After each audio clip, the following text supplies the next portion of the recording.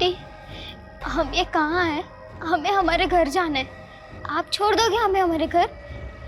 हमारे पापा ढूंढ रहे होगे हमें। आप छोड़ दो हमें, हमें हमारे पापा के पास जाना है। आप छोड़ो, अरे छोड़ो हमें। इस लड़की को यहाँ की दुनियादारी अच्छे से सिखा दो, समझ गए?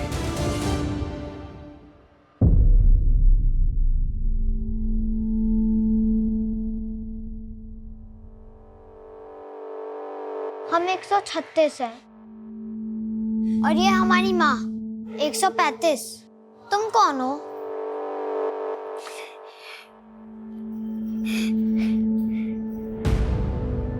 अच्छा 172।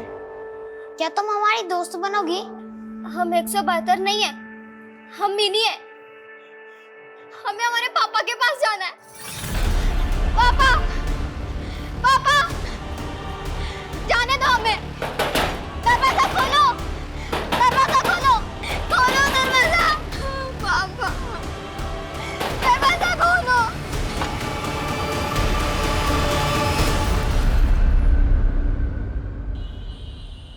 मैं अभिजीत, उजागर न्यूज से। कहते हैं शिक्षा और स्वास्थ्य किसी भी देश के विकास के दो स्तंभ होते हैं, लेकिन क्या हो अगर इसे व्यापार बना लिया जाए? क्या यह किसी नागरिक के मूलभूत अधिकारों के साथ खिलवाड़ नहीं होगा? जी हाँ दोस्तों, कुछ ऐसा ही खिलवाड़ हुआ है सर्व कृपा हॉस्पिटल में अपनी बीवी का इलाज करा रहे भोलाराम जी के साथ। भोलाराम जी, बिल्कुल निडर होकर बताइए कि आपके साथ क्या हुआ है। साहब, ये सर्व कृपा हॉस्पिटल में लूट मची रखी है। हमारी पत्नी का इलाज यहाँ चल रहा था, लेकिन ये लोग उसको क्या वो कहते हैं वेंटिलेटर। हाँ, ये हमारी मिसिस को उस पर रखकर बोलते रहे कि वो जरूर बच जाएगी, और इतना लंबा बिल बना दिया कि हमारी जेब खाली हो गई। मतलब आपके साथ धोखाधड़ी हुई है? अरे बहुत बड़ी धोखाधड़ी हुई साहब। अभी भी ये लोग कहते हैं कि हमारे पर लाखों रुपया बकाया, अगर हम वो नहीं चुकाएंगे तो ये हमारी पत्नी की डेड बॉडी नहीं देंगे हमें। देखा दोस्तों, किस तरह इस हॉस्पिटल में एक गरीब आदमी की बीवी का लाश का सौदा किया जा रहा है। बंद कर! अरे बंद कर! अरे चल बाहर निकल, निकल बाहर! ऐसे गुंडई करके जनता की आवाज को दबाओगे? निकल बाहर! अभिजीत, अभिजीत देख तुम्हारा कैसे पोल खोलता हूं मैं। अभिजीत, पूरे हॉस्पिटल को बर्बाद कर दूंगा मैं। चल चल चल निकल! सेफ नहीं है ये एरिया, चलना यहाँ से। यार तुझे मना किया था, इतने रिस्क मत लिया कर। तू हॉस्पिटल के सामने ये स्टोरी करने से मना किया था तुझे। फुटेज मिला ना? अरे फुटेज मिल गया मेरे भाई, लेकिन तेरी जान चली जाती तो।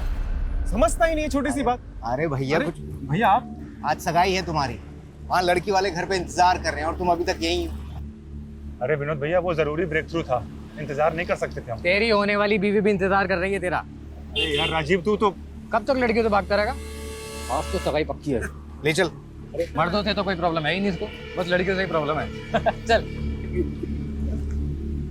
अब तो दोनों बहनें एक ही घर में, इससे अच्छी क्या बात हो सकती है आपके लिए? जी पापा, हम तो बहुत लकी है। हमारी प्यारी बहन वर्षा ही हमारी देवरानी बन रही है। क्यों विनोद जी? हाँ राखी जी, बड़ा भाग।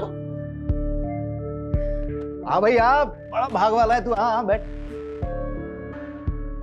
बैठ अभिजीत। भाई सच सच बता, पसंद आई हमारी साली साहिबा?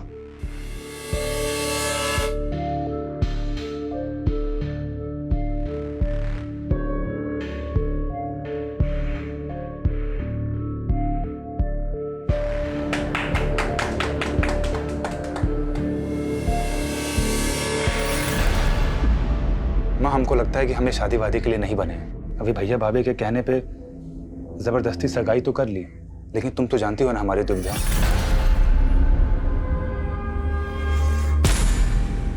माँ, हम इस दुनिया को एक सच बताना चाहते हैं, और वो सच है। ए, तुम क्या कर रहे हो यहाँ पर? नहीं, वो आपकी मम्मी के खाने का टाइम हो गया है ना, इसीलिए आए थे। माँ, हम आते हैं।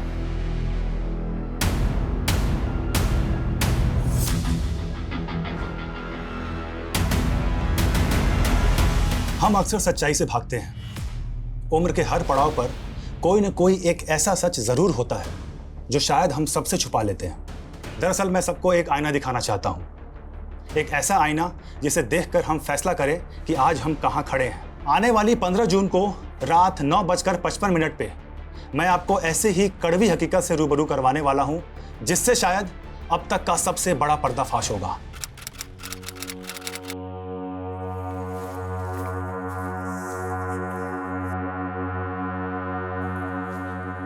अभिजीत पता नहीं कहाँ रह गया। अरे विनोद भैया, क्या हो गया ये? अरे कुछ नहीं, थोड़ा चक्कर खा के गिर गए थे। अरे बाप रे। अच्छा ये बताइए, अभिजीत को देखा आपने? हमें नहीं मालूम।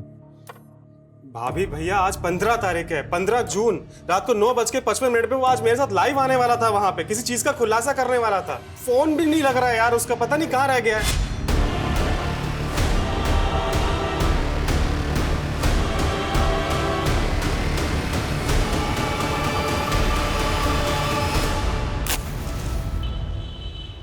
दो दिन से गायब है और आप लोग आ जा रहे हैं। आपने आखिरी बार कब देखा था उसे? सर 15 जून की दोपहर तो उसने हमारे साथ लंच किया था, उसके बाद पता नहीं कहाँ गायब हो गए। तो क्या उसके गायब होने का राज इस वीडियो से जुड़ा हो सकता है जिसमें वो किसी का खुलासा करने वाला था? आने वाली 15 जून को रात 9:55 पे मैं आपको ऐसे ही कड़वी हकीकत से रूबरू करवाने वाला हूं, जिससे शायद अब तक का सबसे बड़ा पर्दाफाश होगा। हमें तो कुछ समझ नहीं आ रहा सर, आप ही कुछ मालूम कीजिए। ये चोट कैसे लगी आपको? सर वो अचानक से लो बीपी हो गया था, चलते चलते तो सड़क पे गिर गया, उसी से लग गई।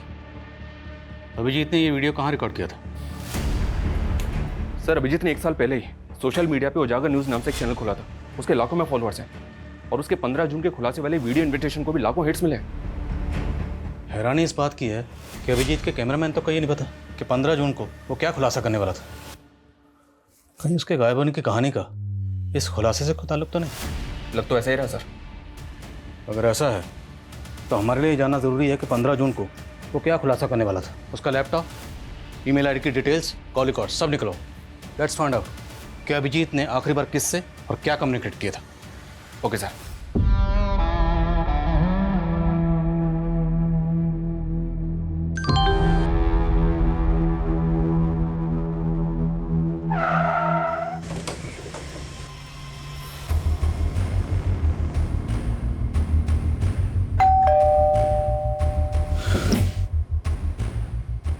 जी हमें वर्षा जी से बात करनी है।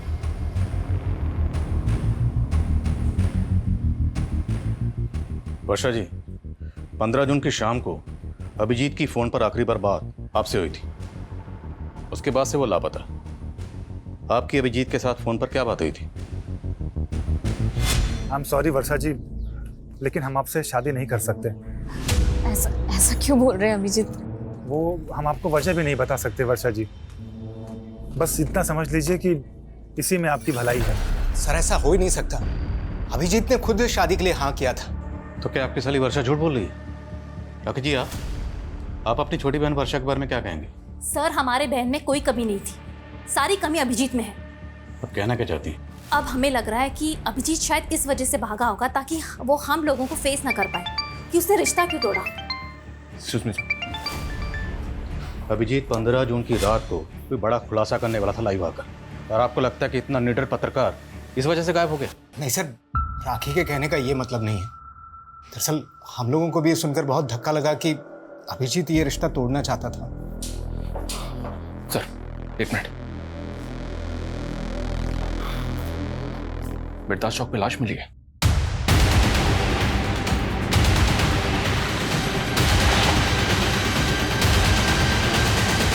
आइए सर।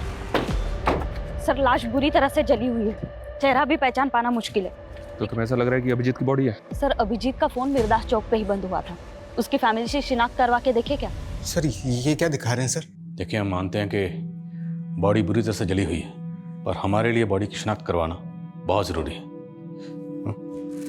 पर हमें इनकी बॉडी से ये चेन और ये अंगूठी मिली है।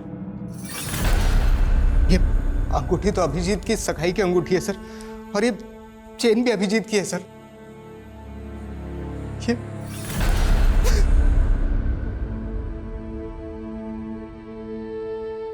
ये ले, रोटी खा ले, इतना दुखी मत हो, अब यही हमारी जिंदगी है।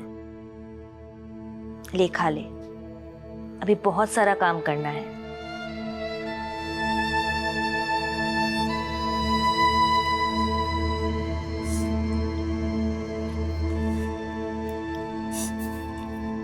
चलो अच्छा है, कम से कम आज तुम कुछ खा तो रही हो।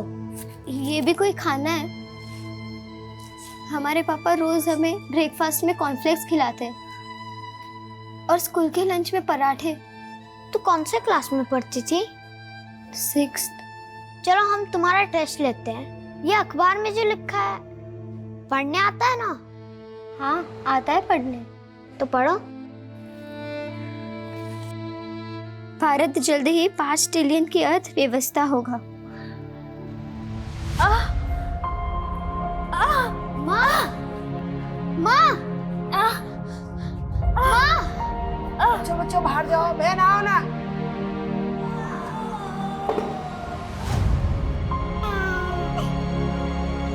हमारा नया दोस्त आ गया।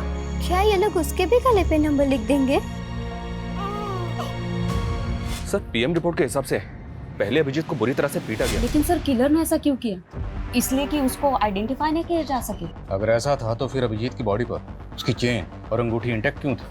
यहाँ तक कि उसके बाजू पे जो टैटू था वो भी उसके भाई ने आइडेंटिफाई किया। पहचान मिटाने की कोई कोशिश नहीं की गई। किलर ने अभिजीत को जिंदा जला दिया सर। ऐसा लग रहा है जैसे किलर की अभिजीत के साथ कोई गहरी रंजिश थी। अभिजीत के लैपटॉप से क्लू मिला? साइबर टीम अभिजीत के लैपटॉप और मोबाइल का डेटा रिकवर करी है सर। लेकिन सर अभिजीत का फोन पिछले कई दिनों से अतुल नगर में काफी एक्टिव था। अतुल नगर में कहाँ जाता था ये तो नहीं पता, लेकिन अतुल नगर में जितने भी सीसीटीवी हैं सबकी फुटेज मंगा रहा हूँ। और अभिजीत का कैमरामैन प्रथमेश, उसने कुछ बताया? नहीं सर, उसे इस बारे में कुछ नहीं पता।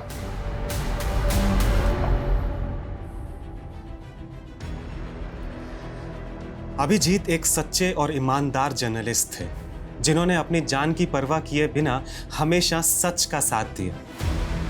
मैं उनका फॉलोअर ही नहीं, मैं उनका सबसे बड़ा फैन भी हूं।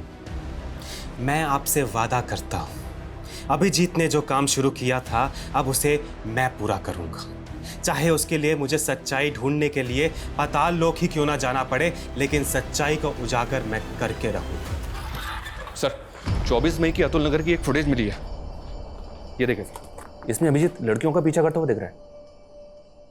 कौन है लड़की? मैं पता करवा रहा हूँ सर। लेकिन सर ये अभिजीत लड़कियों का पीछा क्यों कर रहा होगा?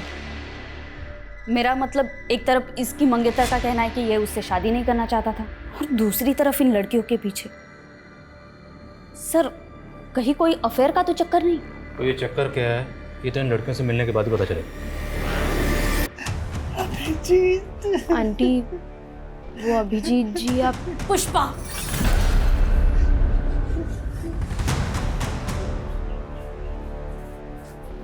जी, माँ जी को क्या बताना है और क्या नहीं बताना ये तुम्हारा काम नहीं है। तुम जाओ। हम उन्हें वो अभिजीत जी हम देख लेंगे। तुम जाओ यहाँ से। और हाँ, अब से काम पे मत आना। जी अब हम तुम्हें अफोर्ड नहीं कर सकते। हमारी माँ का ख्याल हम खुद रखेंगे। तुम जाओ।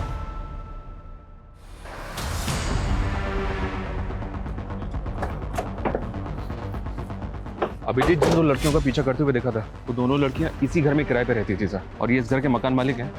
इन्होंने ही मकान किराए पे दिया था।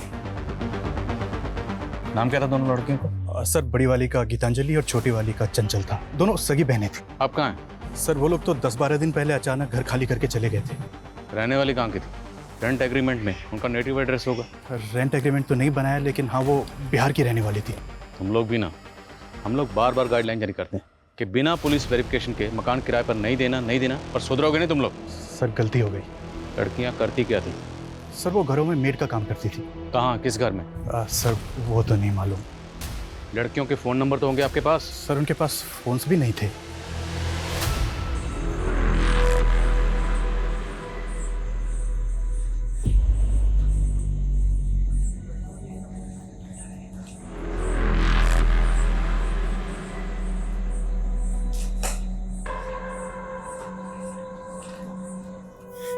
कहाँ भाग रही थी? हाँ जी सर, मैं अपडेट करता हूँ। जय सर, एक बीएनमेड सर्विसेज नाम की एजेंसी है, इसने चंचल और गीतांजलि इन दोनों का फोटो आइडेंटिफाई किया है।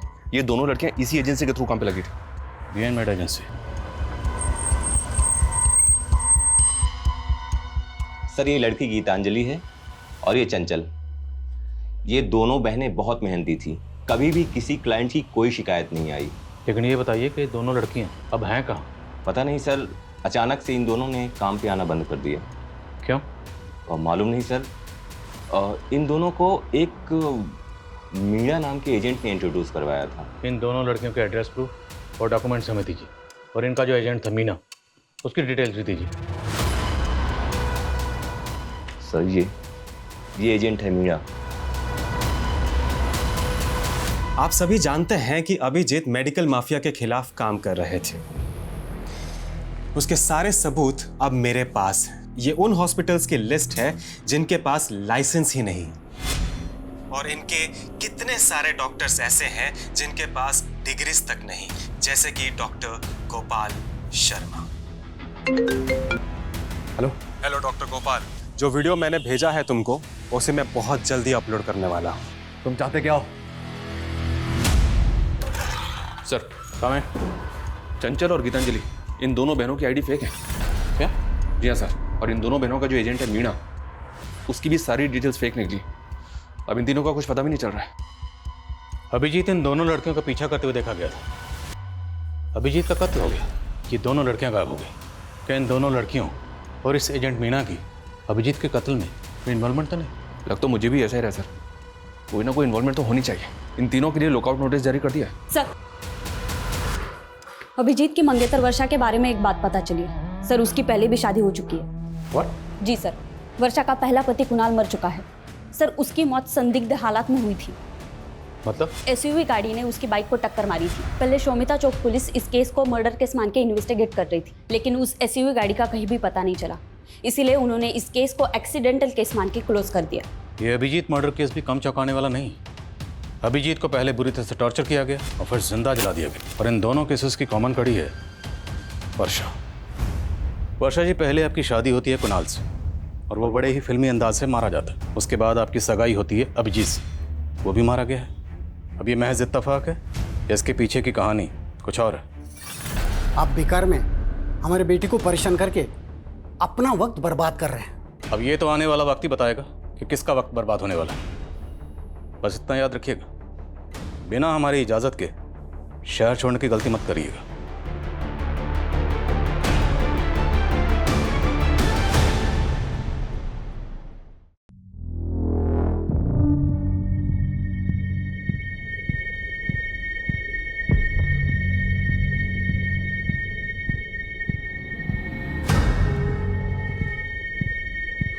हम लोग यहाँ से भाग रहे हैं, सब तैयार हैं, चलो।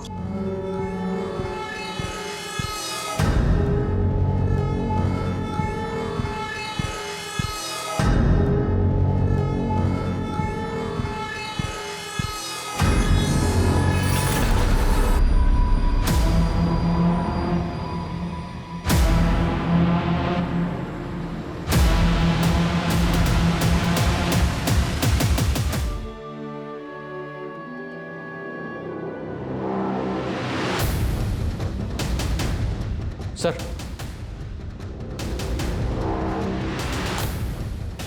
साइबर सेल को अभिजीत के लैपटॉप से एक एनक्रिप्टेड फाइल मिली थी, जिसको उन्होंने डिक्रिप्ट किया। अभी सेंड किया। क्या इस फाइल में? ये देखिए सर।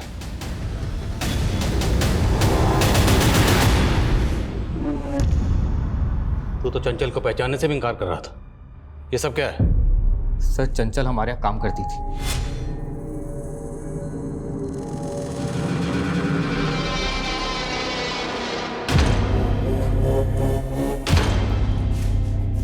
अरे साहब, सुन, तेरे पीठ के पीछे निशान है। ये क्या है जो तू छिपाती फिरती है? देखना चाहते हो?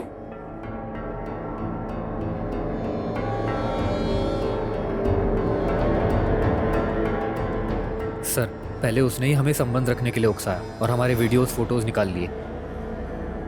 सर, हम उसे पैसे दे दे के थक गए थे, लेकिन उसका लालच बढ़ता ही चला जा रहा था। मजबूर होकर हमने सब बात अभिजीत को बता दी। उसने हमें प्रॉमिस किया कि वो हमारी मदद करेगा। कहानी अच्छी है, लेकिन सिर्फ कहानी, यह हकीकत नहीं है। हकीकत मैं बताता हूँ कि अभिजीत को पता चल गया था कि तुम उस लड़की की मजबूरी का फ़ायदा उठाकर उसको ब्लैकमेल कर रहे हो, उसका रेप कर रहे हो। इसलिए अभिजीत उस लड़की की मदद कर रहा था और तुमने अभिजीत को रास्ते से हटवा दिया। नहीं सर, ऐसा कुछ भी नहीं हुआ सर। शर्मा, ये ऐसे नहीं समझ रहा, जरा समझाओ इसको अच्छी तरीके से। सर, गीतांजलि, चंचल और मीणा ये तीनों अभी भी ट्रेस नहीं हो पा रहे हैं और राजीव भी इस बात को एक्सेप्ट नहीं कर रहा है कि उसने लड़कियों के साथ कुछ किया है। लेकिन हाँ सर, वर्षा को इन्वेस्टिगेट करते हुए पता चला कि उसके हाथ भी साफ नहीं है। दरअसल कुणाल की माँ को अभी भी इस बात का शक है कि वर्षा ने इंश्योरेंस के पैसे के लिए कुणाल को मरवा दिया। कुछ भी साबित नहीं हुआ तो इंश्योरेंस का सारा पैसा वर्षा को मिल गया और बाद में उसने ये पैसा किसी और अकाउंट में ट्रांसफर कर दिया। किसके अकाउंट में? हाँ, वर्षा ने पैसों की मदद की थी, लेकिन इसमें गलत क्या है? क्या बहन बहन की मदद नहीं कर सकती? कैसी मदद? विनोद को करीब 2 साल से बिजनेस में काफी नुकसान हो रहा था। इनका पार्टनर इन्हें बहुत परेशान कर रहा था, पैसे वापस मांग रहा था। विनोद को पैसे वापस देने थे तो वर्षा ने मदद कर दी। लेकिन परेशानी तो फिर भी कम नहीं हुई। कुछ दिन पहले अटैक हुआ था ना पे। उस दिन पुलिस स्टेशन में इस चोट के बारे में पूछा तो झूठ बोल दिया। सर वो अचानक से लो बीपी हो गया था, चलते चलते तो सड़क पे गिर गया। लेकिन इन सब बातों का अभिजीत के मर्डर से क्या लेना देना? लेना देना ना हो तो ही अच्छा है, वरना लेने के देने पड़ जाएंगे। एक बात बताओ, तुमने उत्तम को पैसा तो दे दिया था ना? अब तुम भी हम पे शक कर रहे हो। अरे अगर तुमने पैसा चुका दिया था तो लोगों ने हम पे हमला ही क्यों किया? उसी के कारण जो तुमने पुलिस को बताया है। छोटा मोटा पैसा नहीं है ये, और अब तक कर्जा चुकता नहीं हुआ है। इतने के लिए लोग जान ले लेते हैं। शुक्र करो तुम अब तक जिंदा हो। सर, ये दोनों बहनें जितनी सीधी नजर आ रही हैं उतनी है नहीं। आज की दुनिया में कोई भाई या बहन अपनी प्रॉपर्टी या पैसा बिना लिखा पढ़ी के किसी को नहीं देता है, और वो भी अपनी बहन के पति के कर्ज को उतारने के लिए। विनोद के बिजनेस पार्टनर से कंफर्म करो, दोनों बहनों का कांटेक्ट अच्छे से चेक करो। तो तूने विनोद पे अटैक करवाया था? अटैक कैसा? आपको कोई गलतफहमी हुई है और उसने कुछ पैसे लौटा भी दिए थे हमें। लेकिन उधार तो काफी बाकी है ना अभी भी। वो भी निकलवा लेंगे। अटैक करवाएगा दोबारा? विनोद ने कंप्लेंट नहीं लिखवाई ना, फिर क्यों बाल की खाल उतार रहे हैं? और वो फुद्दू हमारे खिलाफ बोलने की हिम्मत भी नहीं करेगा। हाँ, हमसे बहुत बड़ा गलती हो गया। अगर हम अभिजीत को पहले ही सब कुछ बता दिए होते तो शायद वो हमें इस मुसीबत से निकाल चुका होता। ले लो, 70 लाख है इसमें। 70 लाख? ये 70 लाख तो सिर्फ आपके हुए ना डॉक्टर साहब, और आपके बाकी के नेक्सस के 70 लाख वो कौन देगा? हेलो नेताजी, एक लोकल जर्नलिस्ट मुझे धमकी दे रहा है। अगर आपकी मेहरबानी हो जाती तो। डॉक्टर साहब, हम स्वच्छ छवि वाले नेता हैं, ना तो खुद खाते हैं ना कभी किसी को खाने देते हैं। अब आपने कांड किया है, आप भुगतेंगे। लेकिन नेताजी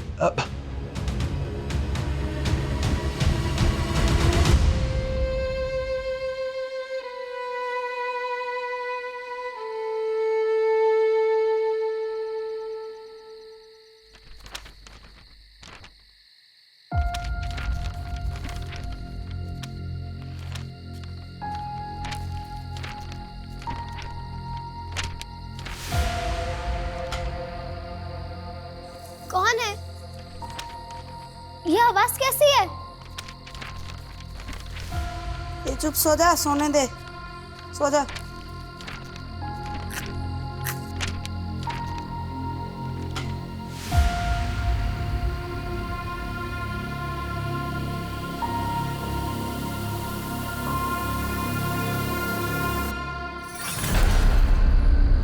ये ले, रोटी खा ले, अभी बहुत सारा काम करना है।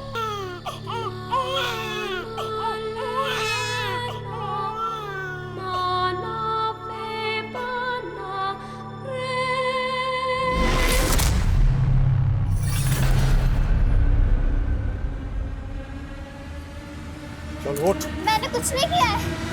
मैंने कुछ नहीं। अंकल मत करो।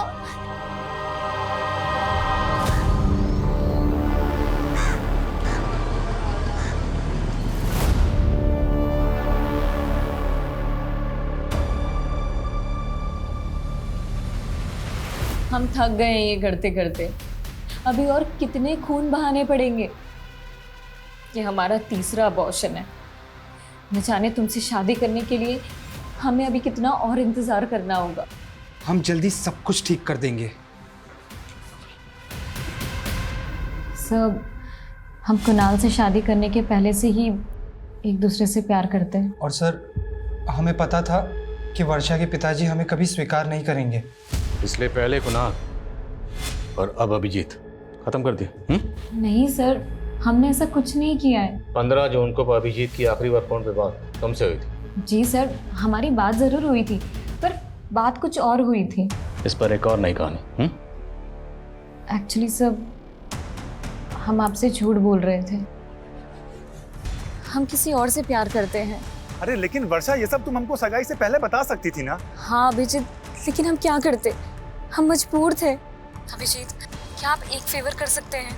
आप खुद ही पापा को कह दीजिए ना कि आप शादी नहीं करना चाहते। लेकिन अभिजीत माना नहीं। तुम दोनों को लगा कि तुम दोनों की पोल खोल देगा, इसलिए तुम दोनों ने उसकी जान ले ली। वैसे तुम्हारे लिए किसी मासूम की जान लेना कोई बड़ी बात नहीं है। 3 अबॉर्शन तो पहले ही करा चुके हो। और तुम अपनी बहन राखी को किस बात के पैसे दे रही थी? सर, उसको हमारे अफेयर के बारे में पता चल गया था। बोली कि अगर हमने उसे पैसे नहीं दिए तो वो हम दोनों को फंसा देगी। सरासर झूठ बोल रही है वो सर। अगर उसकी करतूतों के बारे में पता होता तो उसकी जान ले लेते। हमने सिर्फ विनोद का कर्जा उतारने के लिए उससे पैसे लिए थे और कुछ भी नहीं था। तो आप कहना चाहती हैं कि आपकी बहन और उसके आशिक ने मिलकर अभिजीत को मार दिया? उनकी बात वो जाने सर, हमने कुछ नहीं किया। क्या जोड़ी है दोनों बहनों की? छोटी वाली बड़ी पे इल्जाम लगा रही है और बड़े वाली छोटी पे। कोई बात नहीं, वक्त आने पर सब पता चल जाएगा किसकी कहानी सच्ची है, किसकी झूठी।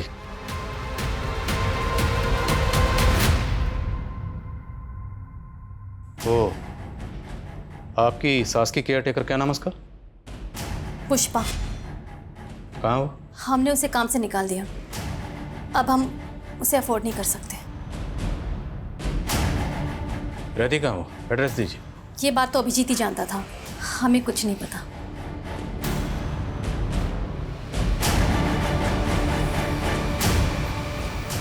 सर, कहीं राखी पुष्पा को लेकर भी तुमसे कुछ नहीं छुपा रही है? हो सकता है कि इसी ने पुष्पा को जानबूझ के गायब कर दिया क्योंकि वो कोई राज जानती थी। या फिर पुष्पा को खेल करके इस राखी पे कड़ी नजर रखो और पता करो कि पुष्पा कहाँ गायब है, और उसके लिए लुकआउट नोटिस जारी करो।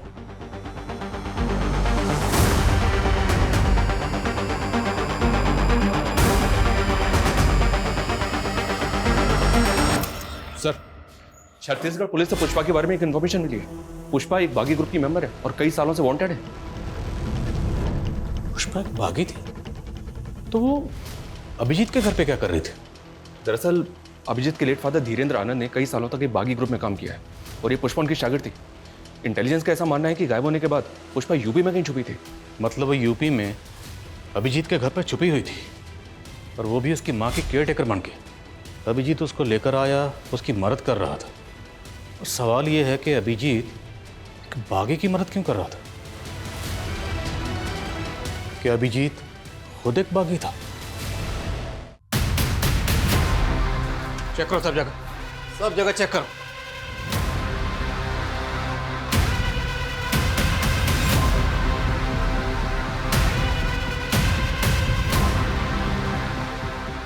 सर, बहुत गलत कर रहे हैं आप। एक ईमानदार पत्रकार की छवि के साथ में खिलवाड़ कर रहे हैं आप लोग। फिलहाल तो हम जा रहे हैं, लेकिन अगर हमें बाद में पता चला कि अभिजीत के साथ मिलकर आपने बागियों का साथ दिया था तो हम आपको नहीं छोड़ेंगे। चलो। ओ 172, चल मुंह धो ले और काम पे चल। अब यही तेरी किस्मत में लिखा हुआ है। तैयार कर ले अपने आप को इन सब चीज़ों के लिए। जब 135 का बच्चा बड़ा हो जाएगा ना, तुझे ही ट्रेनिंग देनी है। यहाँ पे माँ बाप हो या बच्चा, सब किस्मत के हाथों बंधे हुए हैं।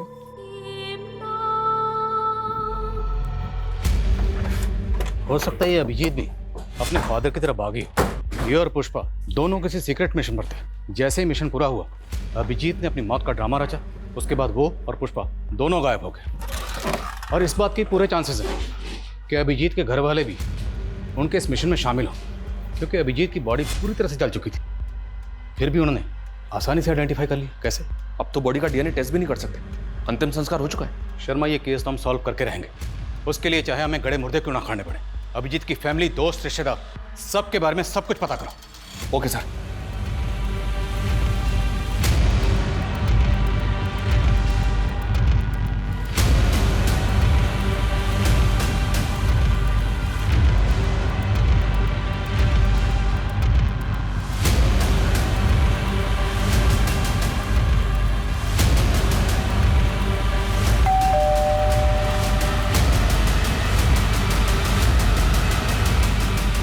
सर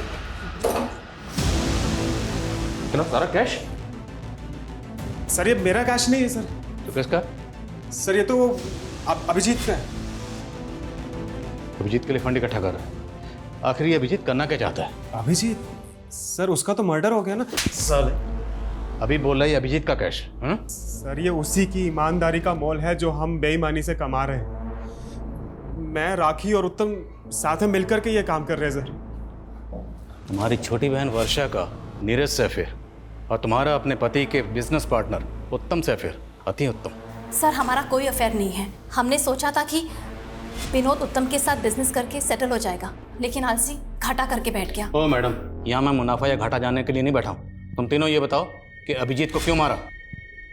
सर हमने अभिजीत को नहीं मारा है, बल्कि उसकी मौत का फायदा उठा करके हमने सिर्फ डॉक्टर गोपाल शर्मा से पैसे ठगे थे। सर प्रथमेश ने हमें बताया था अभिजीत के मेडिकल स्कैम खुलासे के बारे में, तो हमने उत्तम की ताकत का इस्तेमाल किया ताकि कोई डॉक्टर हमें परेशान करे तो उत्तम संभाल लेगा।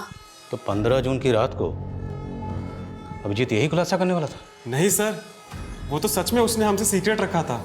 वो कुछ और बात थी और उसी की वजह से उसकी जान गई है सर। तुम तीनों को तब तक तोड़ेंगे जब तक सच नहीं कबूलोगे। नीलम, तोड़े। डॉक्टर गोपाल की कुंडली निकलवाओ।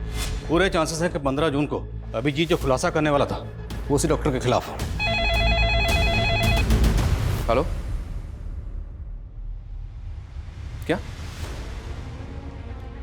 आप मुझे डिटेल्स मिल कीजिए।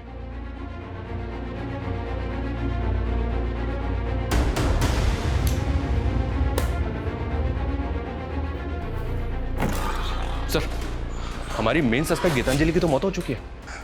गीतांजलि मर चुकी है? जी हाँ सर, ये देखिए कानपुर पुलिस ने उसकी बॉडी को रिकवर किया था। कोई बॉडी क्लेम करने के लिए नहीं आया तो उसका अंतिम संस्कार कर दिया। चौंकाने वाली बात यह सर कि गीतांजलि की कलाई पे बिल्कुल वैसा ही टैटू था जैसा अभिजीत की कलाई पे था। ये देखिए सर, अभिजीत के टैटू में 186 नंबर लिखा है और गीतांजलि के टैटू में 81 नंबर लिखा है। दोनों टैटूज वैसे तो दिखने में सेम है, सिर्फ नंबर और डिजिट्स का फर्क है। क्या ये कोई सीरियल नंबर हो सकता है? और इन टैटूज का हमारे सस्पेक्ट्स में से और किससे कनेक्शन हो सकता है? राजीव, वर्षा, नीरज, राखी, प्रथमेश, उत्तम या फिर पुष्पा? अभिजीत और गीतांजलि के बीच का कॉमन कनेक्शन है राजीव, लेकिन सर राजीव का तो कहना है कि वो इन टैटूज के बारे में कुछ नहीं जानता। पर अभिजीत की कलाई पर वैसा ही टैटू क्यों है जैसा कि गीतांजलि की कलाई पर है? गीतांजलि की बहन चंचल से इसका पता चल सकता है। चंचल तो खुद गायब है। खा लो दीदी, खाली पेट रहने से कुछ नहीं होता और हमें बहुत कुछ करना है। हमें निकलना है यहाँ से। यहाँ से कोई नहीं निकल सकता। नहीं दीदी, हम निकलेंगे यहाँ से। कोई आने वाला है हमें बचाने। तुम ना ऐसे सपने मत देखो, ये सपना कभी पूरा नहीं हो सकता। सर चंचल के बारे में हमने अभिजीत को मार्च में बता दिया था। उसके बाद अप्रैल में अभिजीत बिना किसी को बताए 20 से 25 दिन के लिए किसी असाइनमेंट पर बाहर चला गया था। हाँ, अभिजीत अप्रैल में काफ़ी दिनों तक नहीं था और उस दौरान उसने हमको कॉल भी नहीं किया था। मार्च में वो टैटू उसके हाथ में था? नहीं, तब तो नहीं था, लेकिन जब वो वापस आया तो हमने वो टैटू उसकी कलाई में देखा। तो आपने उससे पूछा कि वो टैटू उसने कहाँ बनवाया था और क्यों बनवाया था? नहीं सर, ऐसा तो उसने कुछ नहीं बताया। सर पहले तो हमें भी अजीब लगा था क्योंकि वैसा ही टैटू चंचल की कलाई पर भी था। कहीं ऐसा तो नहीं कि गीतांजलि और चंचल का उन टैटू से कोई ऐसा राज जुड़ा था जो अभिजीत जानना चाहता था, इसलिए उनका पीछा कर रहा था? लेकिन सर वो ये सब जानने के लिए अपनी कलाई पे वैसा ही टैटू क्यों बनवाएगा? और ये अभिजीत अप्रैल में 20-25 दिन के लिए कहाँ गायब था? और ये सवाल अब भी वहीं का वहीं है कि वो 15 जून की रात को 9:55 पर ऐसा क्या खुलासा करने वाला था?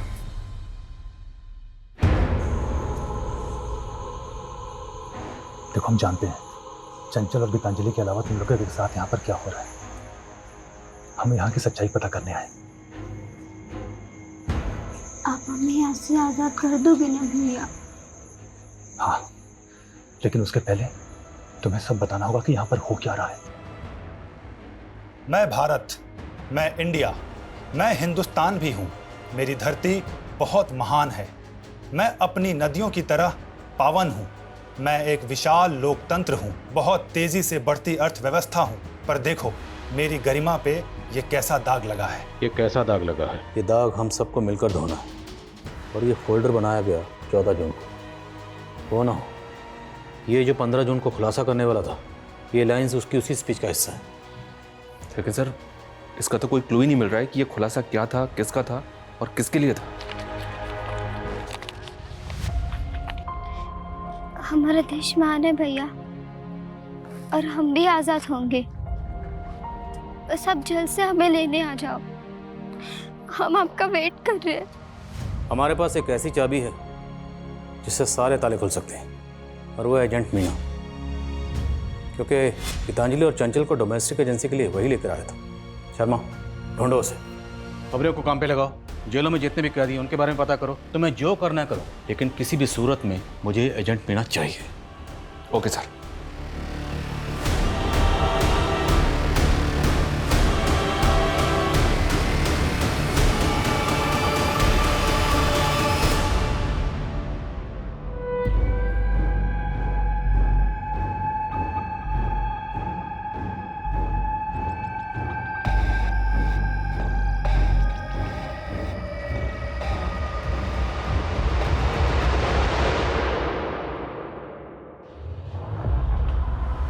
मीना, चेक करो। साहब, ये सब लड़के तो बंदो मजदूर हैं। इन्हें तो मैं शहर के बाहर से अपने टेम्पो में लेकर आता हूँ। मेरा काम है इन्हें घरों में काम दिलाना, और अगर कोई गड़बड़ करने की कोशिश करते तो हमको वापस कैंप भेज देते हैं। कैसा कैंप? कहाँ है ये कैंप? कैंप के बारे में मैं कुछ नहीं जानता। ये तो मुझे शहर के बाहर एक जगह पे मिलती हैं सब। कैंप का कोई बंदा लेके आता है इनको। ये सब करवाता कौन है? मालिक कौन है? साहब, इसके बारे में मुझे कुछ नहीं पता। सबसे पहले हमें ये पता करना होगा ये कैंप है कहाँ। इस नेक्सस ने बहुत गहराई तक अपनी जड़ें फैला रखी। ड्रोन कैमरा यूज़ करने की परमिशन निकलो। पूरा शहर और उसके आसपास जितने एरिया सब जगह स्कैन करो। कोई भी एरिया छूटना नहीं चाहिए।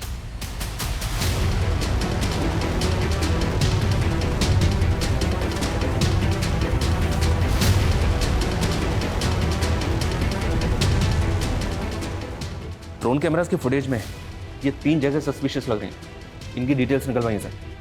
और इन 3 में से ये एक जगह ऐसी है जहाँ लोगों की मूवमेंट बहुत ज़्यादा सस्पिशियस है। यहीं टारगेट करेंगे, पूरी फोर्स के साथ धावा बोलेंगे। तैयारी करो। Okay sir.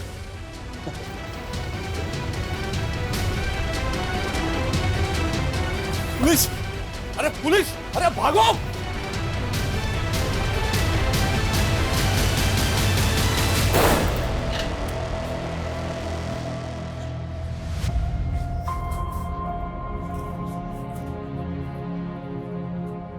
डरो मत, हम लोग आप लोगों को बचाने आए हैं। आपको अभिजीत भैया ने भेजा है ना?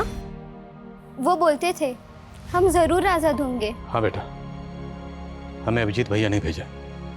अभिजीत भैया कहाँ है? उन्होंने कहा था हम उनके साथ टीवी पे आके जय हिंद बोलेंगे।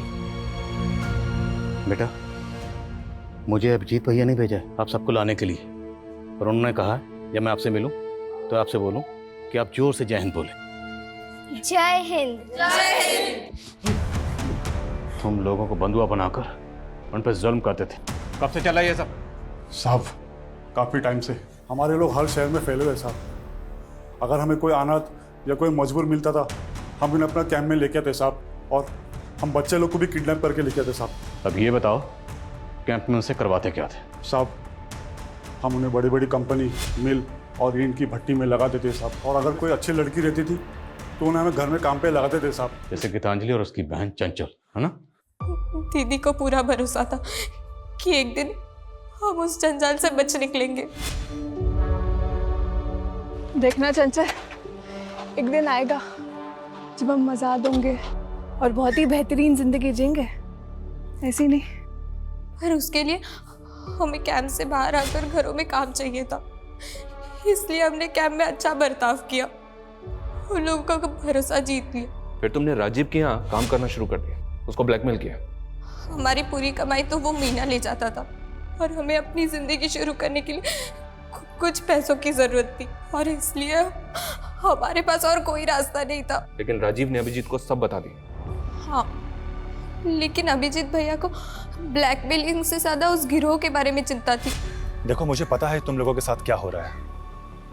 मैं तुम्हारी मदद करना चाहता हूँ, लेकिन उसके लिए मुझे तुम्हारे जैसे मजदूर बन के ही उस कैंप में घुसना पड़ेगा और अपने हिडन कैमरे से सब कुछ रिकॉर्ड करना होगा कि वहाँ पर एक्चुअली में हो क्या रहा है। फिर हमने उन्हें वहाँ घुसने में मदद की और वो हमारे कैंप में शामिल हो गए। साहब मुझे शक हुआ कि अटेंडेंस रजिस्टर में गड़बड़ दिखा साहब, और वो कमीना पत्रकार वो मौका देख के भाग गया और गीतांजलि ने उसको मदद की थी कैंप में घुसने के लिए साहब। इसलिए तुम लोगों ने गीतांजलि को मार दिया और उसके बाद जब तुम लोगों को पता चला कि 15 जून को अभिजीत कोई खुलासा करने वाला है तो उसको भी मार दिया। साहब हमारे लोग ने अभिजीत पे नजर होगा साहब और मौका पाके हमने उसको दबोच लिया साहब। बोल, अपने बाप का नाम बोल।